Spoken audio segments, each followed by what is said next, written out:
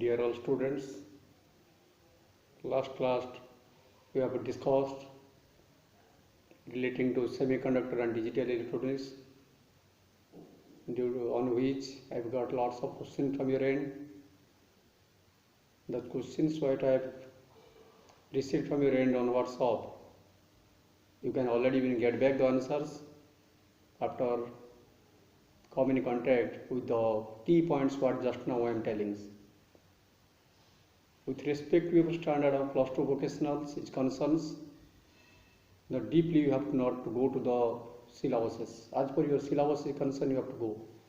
Let us see that I have told you the key point one is that I have classified all the materials as metals, non-metals, metalloids and noble gases.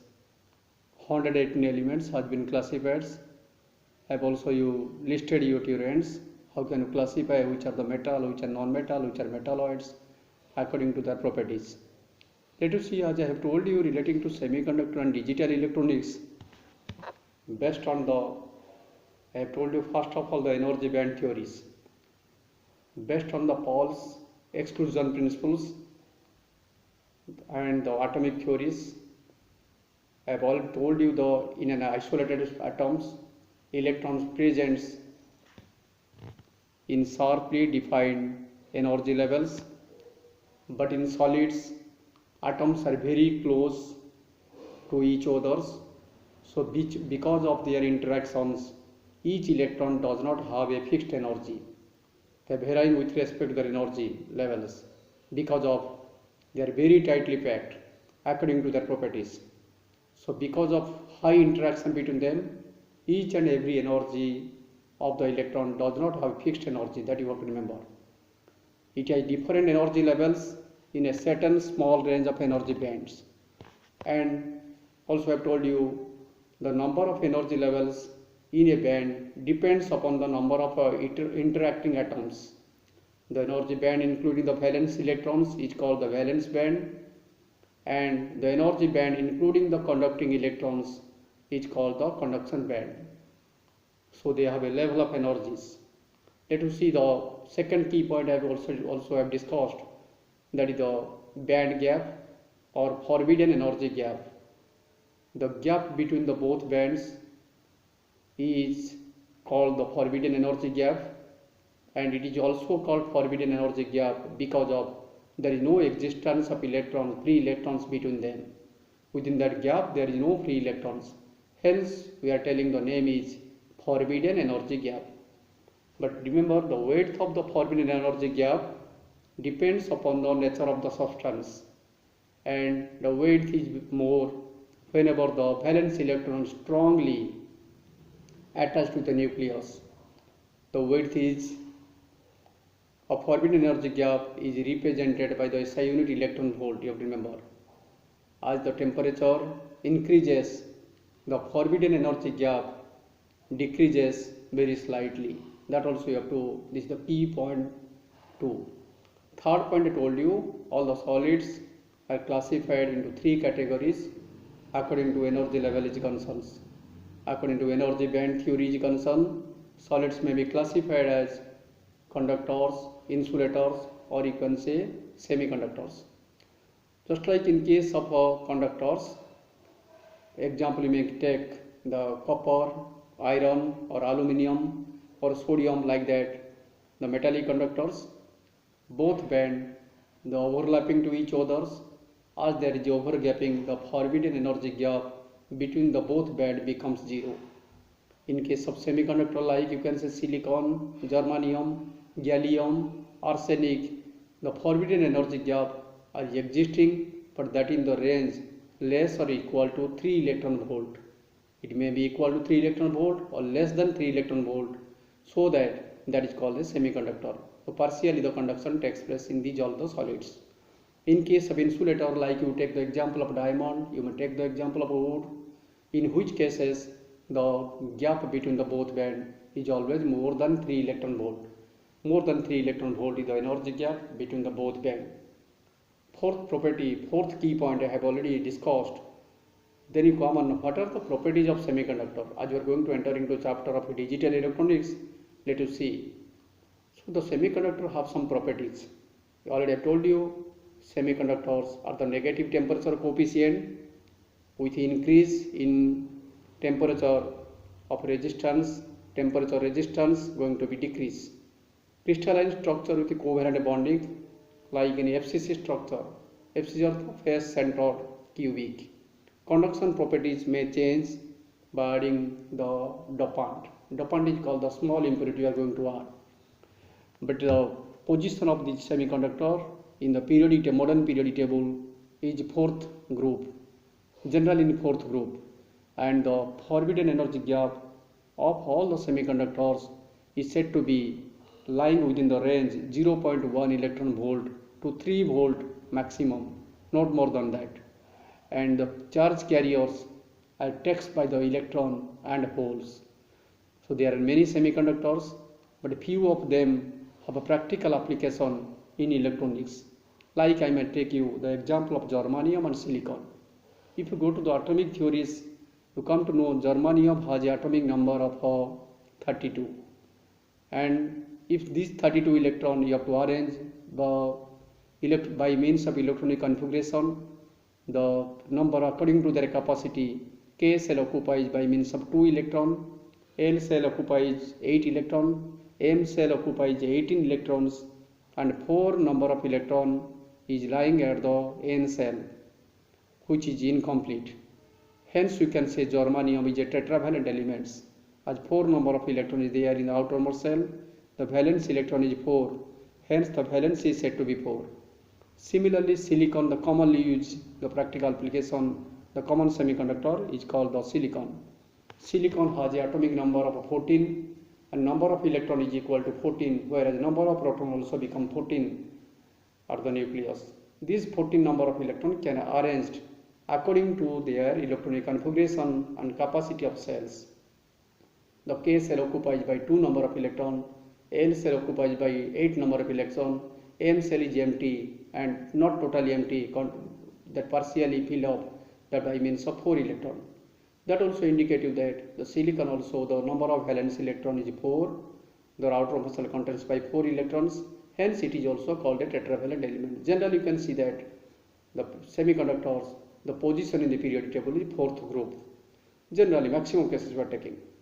The next point is, remember, in case of germanium, the forbidden energy gap between the both band, conduction band and valence band is generally 0.7 electron volt, whereas in case of silicon that is 1.1 electron volt. You note down it. 1.1 electron volt is the forbidden energy gap in case of silicon between the both band. In case of germanium, that is 0.7 electron volt between the both bands. So that next key point is that what is the effect of temperatures, or what is the actual effect to the semiconductor if it had called the 0 degree Kelvins, 0 Kelvins, or it is more than that. That you remember, at absolute 0 or Kelvin temperatures, at this temperature covalent bonds are very strong and there are no free electrons, and semiconductor behaves just like a perfect insulator at 0 Kelvin. But at above the absolute temperatures of 0 Kelvins, I can say with increase of temperature, some covalent bonds are broken and few valence electron jump to the conduction band, and hence it behaves just like a poor conductor at above the absolute temperature, above the absolute temperatures. So what does you mean now? At absolute 0 Kelvin temperature, it acts as a semiconductor, behaves as a insulators, whereas above the absolute temperatures, the semiconductor behaves just like a poor conductors. Let us see, then you see now another key point there. What is the concept of hole in semiconductors? Hole means, remember, nothing is there, vacancy there, that lack of electrons. Let us see now, due to external energies like temperature or radiation, electrons go from valence band to conduction band, and that is the bonded electrons becomes free. So valence electrons or valency of free or creates the valence bands. So the electron valency is called the hole itself. So which has same charge as electron, because your charge of electron and charge of protons are remain same, only there is a sign difference. This positively charged vacancy moved randomly in the semiconductor solids. Once again I am repeating you, due to external energies like temperature or radiation, when electron goes from valence band to conduction bands, that means the bonded electrons becomes free, and valency of free or creates a valence band. These electron valency is just like a hole. Both the electron and holes have the same charge, but there is a difference in sign. The positively charged vacancy moved randomly in the semiconductor solids. Let us see, then question may arise at your intellectuals that, so sir, what are the properties of these holes? That you remember that it is missing electrons in valence band. A valence band is miss some electron after jumping to conduction band, the space is become empty. As long as the space is become empty, that is the indication of the missing of electron. Some electron jump to somewhere. Then it acts as a positive charge ion due to lack of electrons. So remember, it acts as a positive charge carrier also can say. Hole acts as a charge carrier. Missing electrons where it goes back. Then remember that vacancy indicate you the holes are the charge carriers. And its effective mass is always more than the electron. And its mobility is always less than the electron. Mobility is less than electrons. Also I told you the effective mass is more than electron. So as a general case we can say you that hole act as a virtual change. There is a virtual change. Hole act as a virtual change, although there is no physical charge is on it. That you have to remember. On behalf of this I have told you. So the semiconductors, there are three types. There are basically two types mainly. One is called the pure semiconductor. Second is called the impure semiconductor.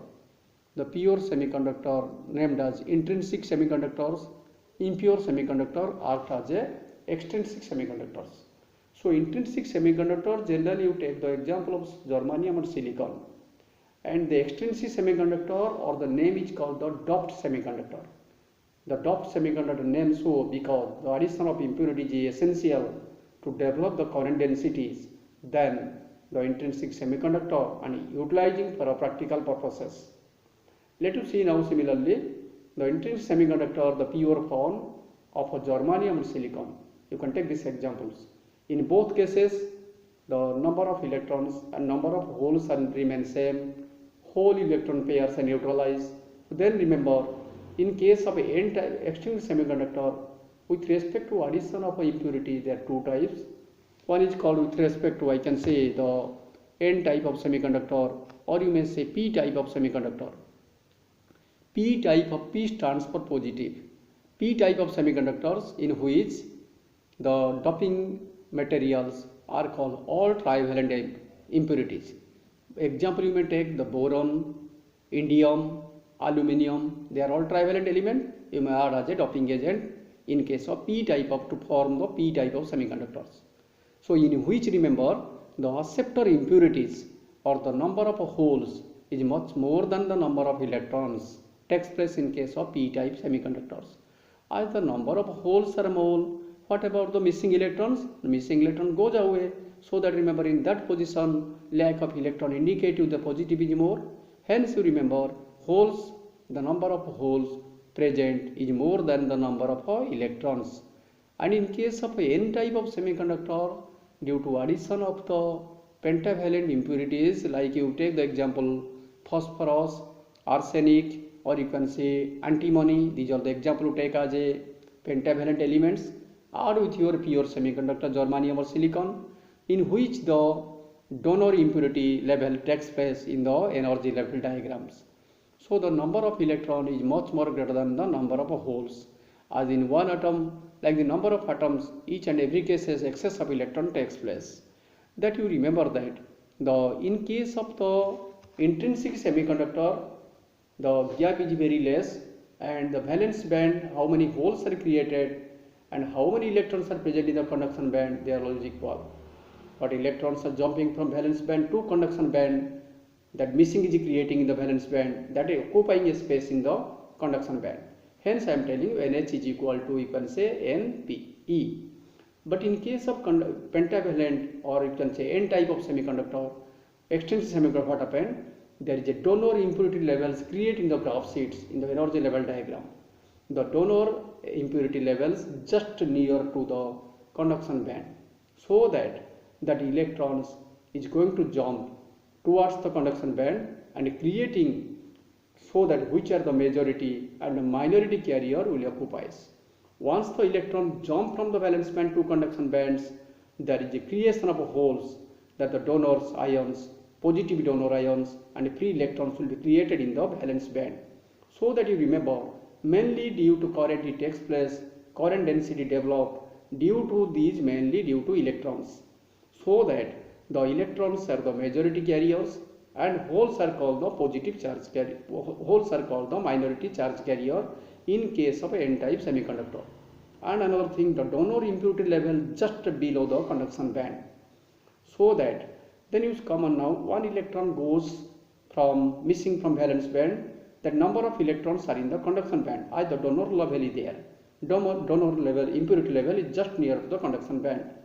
But in case of, you can say, the P type of semiconductors, as you are adding the trivalent elements, the holes are present here for the majority, the holes are majority, and because of the acceptor impurity level just near to the valence band, they never allow. So that indicates that as long as the number of holes is much more greater than the number of electrons, entirely I can say that the majority charge carriers is holes, minority charge carriers is said to be electrons.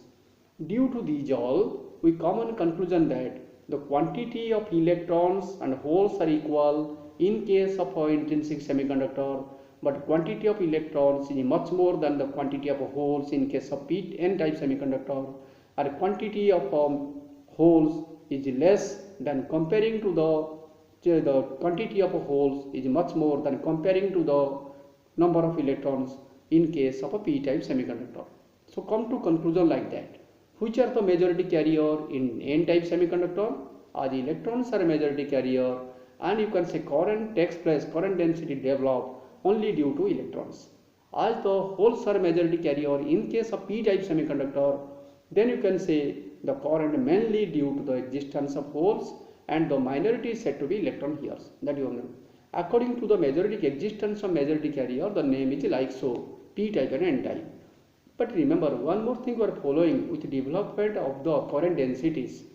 So, to evaluation of the current density in case of P-type and N-type and intrinsic, mathematical already I have derived, that already I have given you in the last class. But under the thermal equilibriums, what happened? The concentration of electron, the product of concentration due to electrons of free electrons, and the concentration that is called NH of the holes, always the product we are taking, that remains a constant. This will take place at the thermal equilibrium condition. At thermal equilibrium condition, remembers, we can say that the product of the concentration Ne of free electrons and NH, the concentration for holes, always remains same. If you multiply the both, it always remains constant. So independent of amount of doping by acceptor or donor impurities gives you a formula of mass action law. What is that mass action law? If you are going to take a product of both concentration due to holes and electron, you get back, that is called whole current, square of the whole currents, the whole concentrations. That remember, we can say in intrinsic semiconductor, any concentration both due to holes, due to electrons are remain same. The concentration due to holes is much more than the concentration due to electron in case of P-type. In case of N-type, the concentration due to electrons is much more greater than the concentration due to holes, I can say. So what about the current density in intrinsic semiconductor? The whole current density is called the number of electron into the charge of one electron whole into the sum of all the drift velocities.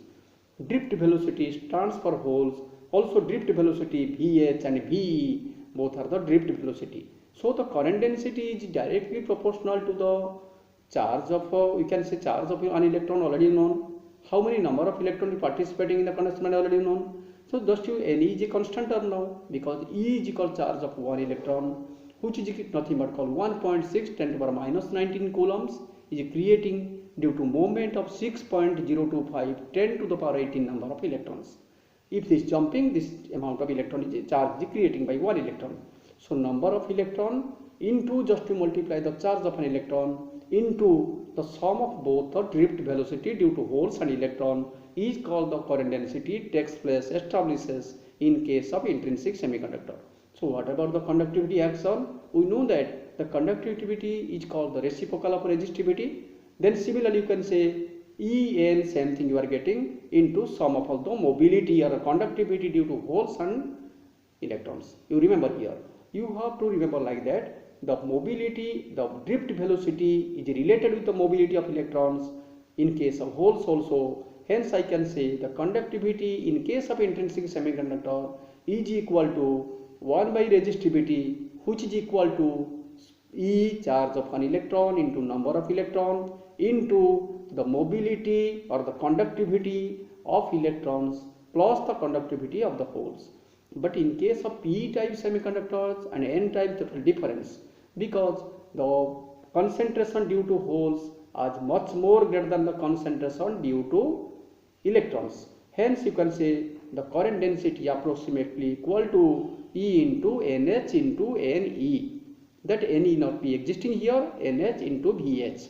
So NH is called the concentration due to hole multiply with the drift velocity of the holes only, because we know that in P type, which is the majority carrier, holes are the majority carrier, and drift velocity due to holes and the concentration due to holes takes part with multiplying by the charge of one electron is called the current density in case of P type semiconductor. In case of conduction activity taken in case of an N type of semiconductor, as you know N type is due to the addition of a doping agent pentavalent, I can say that the concentration due to electron is much more greater than the concentration due to hole. So that the current density is equal to approximately equal to E into NE into VE. So V stands for the drift velocity due to electrons and NE stands for the concentration due to electrons. As I can say you that similarly the conductivities in case of P type semiconductor is approximately equal to 1 by resistivity equal to E times of the concentration due to electrons into the conductivity, the mobility of electrons. Similarly E NE into mu E. That is called if the conduction in case of semiconductor. These are the different type of variation in case of semiconductor devices what we have, and the comparison between the intrinsic, extrinsic and the P type, N type are the two part of the extrinsic that already one followed I am anticipating. But you see one more thing, that two P type of semiconductor joined with a N type of semiconductor, if are joining together you make a crystal, then what happened now? If form a PN junction in between P type material, N type material, there is a junction is creating, that is called PN junction is creating.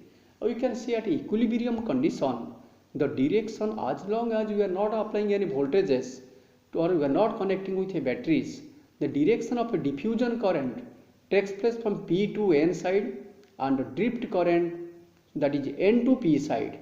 There is no biasing, then diffusion current establishes, which is nothing but called the drift current. So what about the total current? Automatically at equilibrium condition total current becomes 0. But if the N side is high potential related to P side, what will happen? Then the potential difference tends to prevent the movement of electron from N region to P region. It has to prevent this one. So this is called, remember, the movement of electrons prevent to movement of electron from N region to P region. So that means what will happen now? At equilibrium condition, direction of diffusion currents takes place the P to N side and drift current N to P side.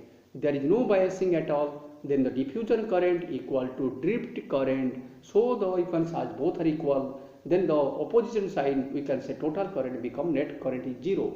According to come from the fundamental laws of electric current by applying the Kirchhoff's current law. So you may apply here. But in junction, in that junction, PN junction is creating in the N side. The junction inside the due to N side is at the high potential related to P side. Will it allow the electron to flow? The potential difference tends to prevent the movement of electron from N region to P region, which is the potential difference, which is known as called the barrier potential. The barrier potential is creating at the where? Automatic creating, remember, as the holes electrons pair takes place with respect to the junction from both the sides, that barrier possessing a electric potential called the barrier potential. But remember, now we can come to know in the graph sheet, if we are going to this barrier potential to distinguish, we can take a breakdown for two types. What the breakdown occurs? One is called the Zener breakdown, other is called the avalanche breakdowns. When covalent bonds of depletion layer itself is break, what happened? When covalent bonds of depletion layer itself break due to high electric field of very high reverse bias voltage. But in case of avalanche breakdowns, what happened? Here the covalent bonds of depletion layer are broken by collisions of minorities of acquire the high kinetic energy from a high electric field of very high reverse bias voltage created. So that according to Zener breakdown condition and avalanche breakdown condition, with respect to graph of a PN junction is concerned, without application of external electrical volt, we can say PN junction having high doping and PN junction having the thin depletion layer, and here the PN junction does not damage permanently at Zener breakdown condition. In DC voltage stabilizer Zener voltage or Zener phenomenon, in DC voltage in stabilizer Zener we are using. But PN junction is damages permanently when PN junction having the low doping, low impurities are there. Along with we can see PN junction having a thick depletion layer takes place, and similarly you can say abruptly PN junction damages permanently and abruptly increment of minorities during the repetitive collision takes place. That remember. So here you come to conclusion that in Zener breakdown are two types. One is called Zener breakdown, other is called avalanche breakdown. Zener breakdown, when covalent bonds are of depletion layers itself is break due to high electric field of very high reverse bias voltage.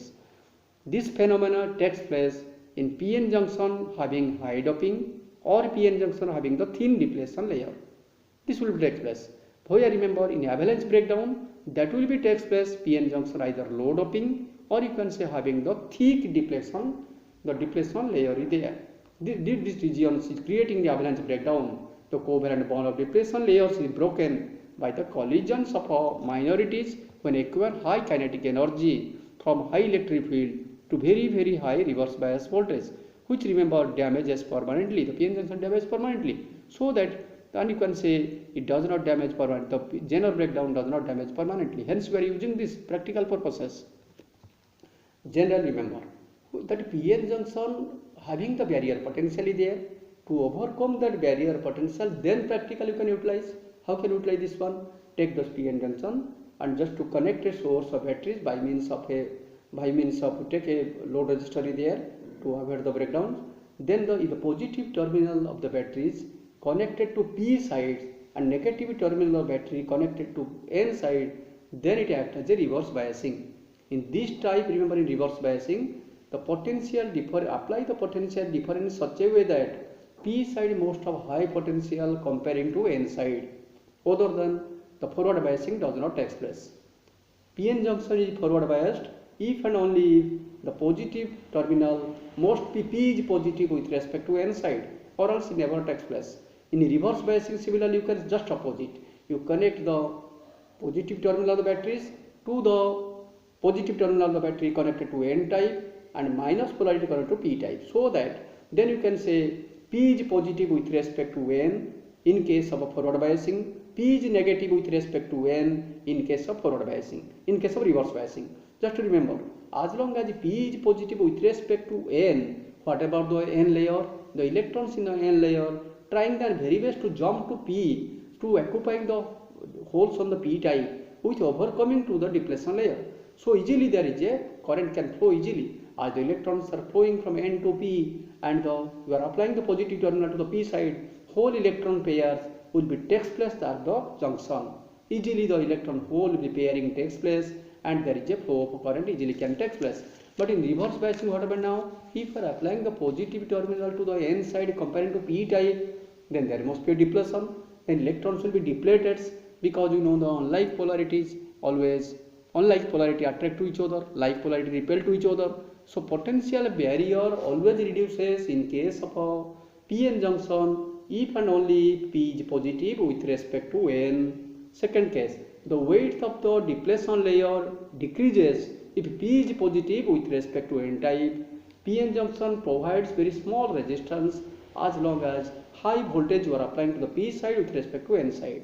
And forward current flow takes place in case of a p-n junction be forward biased, and order of a forward biasing in terms of milliampere like that. But what about the reverse biasing? In case of when the p-n junction is reverse bias, means you are applying the n is positive with respect to p. So in that cases, to avoiding the depletion layer, what happened now?